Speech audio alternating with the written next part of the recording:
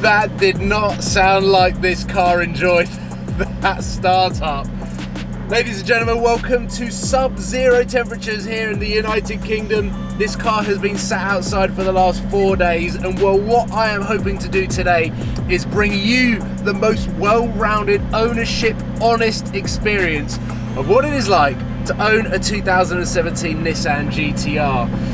And well, that was the first test, and the car passed.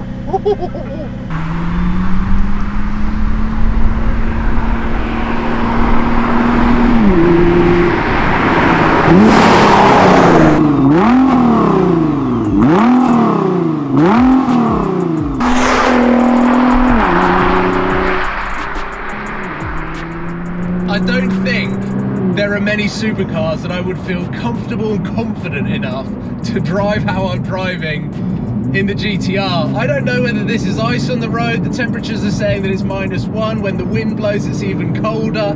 When the sun's out, it's not really getting much warmer.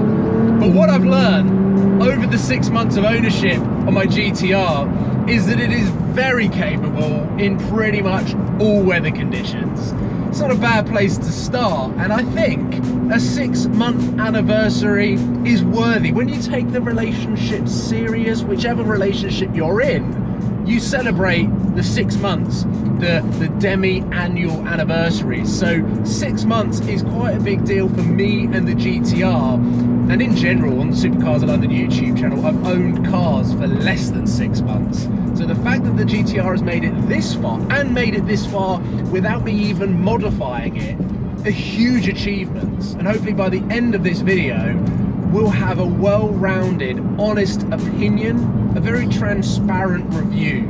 But actually, whilst the roads here are not the best surface, and actually they're not very fast, I'm gonna start with the bad stuff.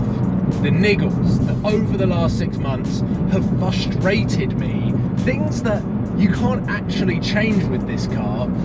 And then we're going to get onto the good stuff, because then it's plain sailing till the end of the video, and I'm quite excited to get to the end of the video to talk a little bit about what the future holds for this car. But there are 3 things that I've picked up on that frustrate me about the Nissan GT-R, and the first one is the gearbox. It's a great gearbox, nice and fast,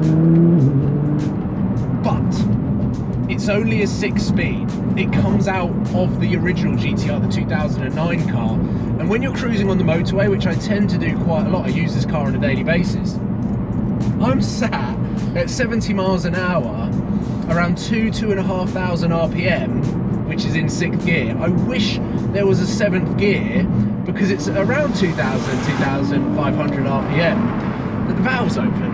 It's got an active valve system, so when I'm not driving it in R dynamic mode, it's quiet. The valves are shut up until 2,500 RPM when the vacuum's open, and all of a sudden, I'm sat on the motorway with this drone, and it doesn't go away. So it needs a 7th gear. The speed limits in the UK mean that you're basically driving everywhere with the valves open, which obviously, being the exhaust expert, is fun and games when I'm out for a spirited drive. But as daily driving goes, it can be a little bit of a pain in the arse. And actually, that roundabout there brings me on to number 2. Number 2 is a front-facing, forward-facing blind spot. And it comes in the form of the shape of the windscreen and the position of this rear mirror. Creates a blind spot right here that just then, going around that roundabout, I barely saw the Mercedes that was pulling out at the junction. But it also is a problem on dual carriageways and motorways when you're overtaking and slow people are in this lane, and you get to a point where they're in a blind spot in front of you, and I've had a couple of occasions where they're indicating to come out and overtake with me, and I get myself caught in a little bit of a pickle where I have to boot this car, which is handy because it's got enough power to get past. But it's still quite frustrating on a day-to-day basis. And finally, the third fault in this car is the size of the battery. I have killed a battery in this car in the space of 2 months. With the cold weather and the lockdown, not being able to drive this car as much as I would like, it's basically died. I've had to jump start it 3 times. I then went up to SB Race Engineering because it was completely dead. I needed a new battery, and it wasn't lasting more than 24 hours. So that was expensive, but a learning lesson to know that it's a small battery. So I have to start this car every 4 days to just keep the battery running. I don't have the luxury of being able to have a trickle charger and plug it into a mains and keep it ticking over. So if you're considering buying a Nissan GT-R, think about that, because the battery's tiny. This car uses a lot of electricity, so really you need a trickle charger, and I don't have the luxury for that.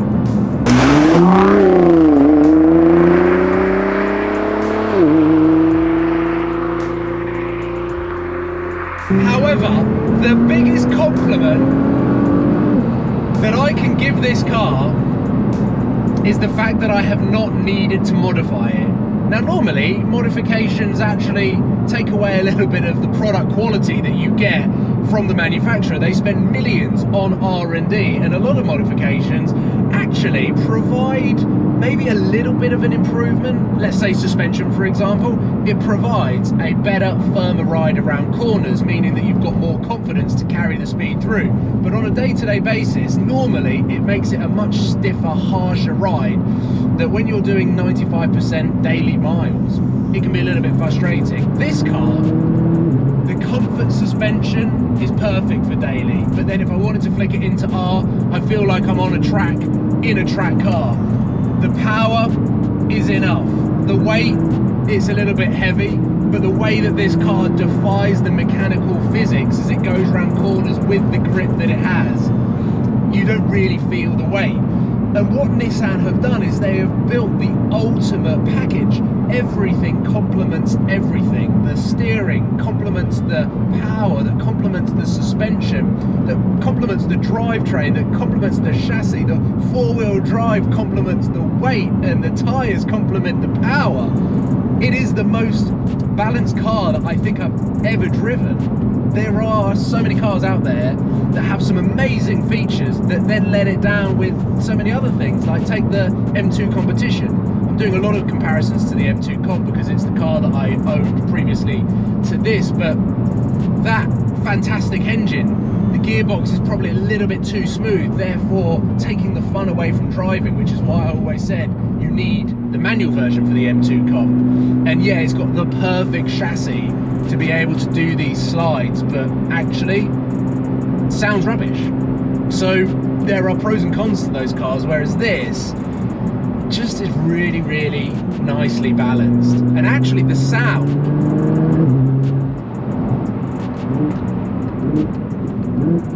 is pretty good.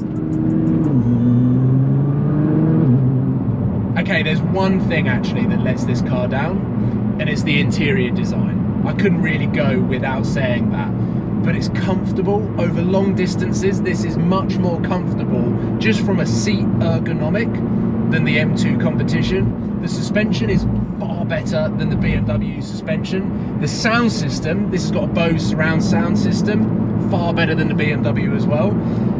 And overall, I've come to the conclusion in the 6 months that I've owned this car, it's one of the best cars I've ever owned.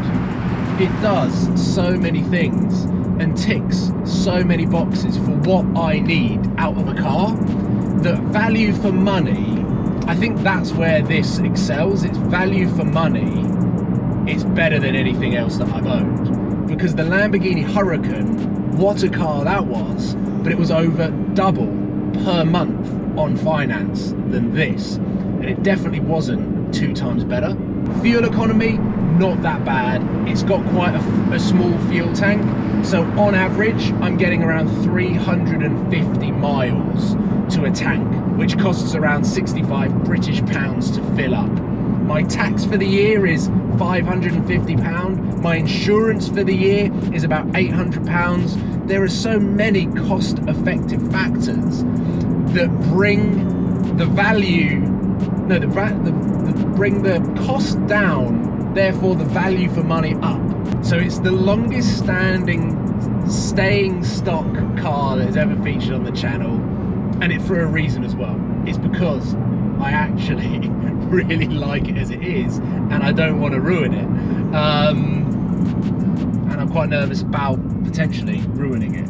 So that is a compliment in itself.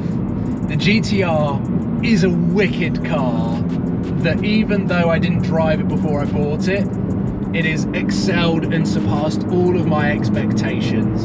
And for what I want out of a car, it's comfy, it's big, it feels like a GT car, it's got a good sound system, it does the daily stuff well, but it can keep up with every single supercar in the real world. The real world power, this car is perfect for that. I'm actually going to get the fuel light on now because I've pushed my luck a little bit too much on those roads back there, but we're coming into a town now, and it's probably the best way to wrap this video up. Hopefully that has given you guys exactly what I feel about owning the Nissan GT-R.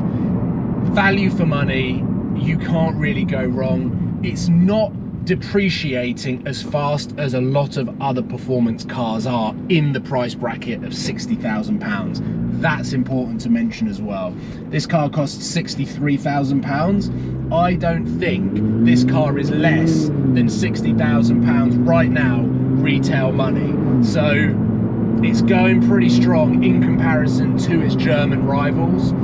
Something to consider when you're thinking about living with, buying and owning a Nissan GT-R. There we go, ladies and gentlemen. Let me know what you think. Let me know in the comments below on modification inspiration. Don't say Liberty Walk, because I'm not going to Liberty Walk this car, and don't say slam it to the ground on air, because I really like the suspension on this car. But I am interested in exhausts. You go completely in the wrong lane. I'm now getting distracted as I drive into the town. I will leave it there, guys. Let me know what you think of the Nissan GT-R and how it compares to the cars that I have or have owned previously. And then head over to Seb Delaney's English channel, or if you are French speaking, head over to his French channel where it has English subtitles as well. But I summarise this car and compare it against all of the cars that I have owned, helping Seb out. Obviously, he's had a throat operation, cannot talk, therefore his YouTube videos would be pretty pointless. But head over to his channel, check that out. I'm going to wrap it up now. I'll see you soon. Take care. Goodbye.